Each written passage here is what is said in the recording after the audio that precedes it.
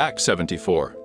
This machine gun was developed in 1970 by the Soviet designer Kalashnikov and adopted by the armed forces of the USSR in 1974.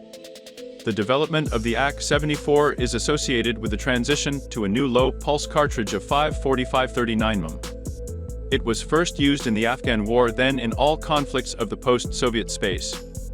Currently, this machine is used by most countries of Eastern Europe as well as Asia.